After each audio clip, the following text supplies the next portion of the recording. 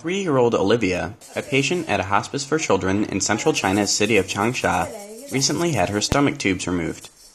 Olivia, for the first time in quite a while, can now drink and eat normally. Olivia is one of many children being treated at the Butterfly Children's Hospice in Changsha.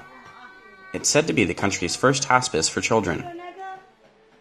I'm really happy for and proud of Olivia. The stomach tubes often caused her pain when drinking and eating. But now, you can see that she doesn't need that anymore. Olivia's parents abandoned her due to her medical condition.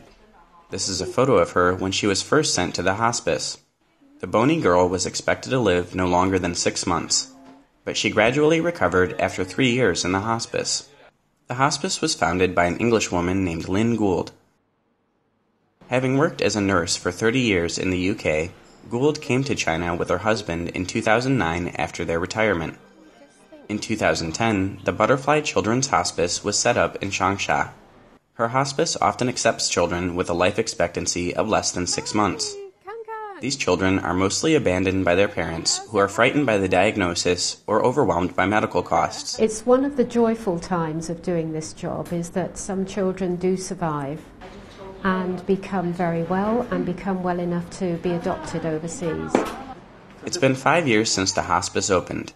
In that time, 153 children have received care there, but not all of them are able to beat their diseases. When a child passes, we will give him or her one more bath and place his or her favorite toys around. Then we will cover the body with a clean cloth.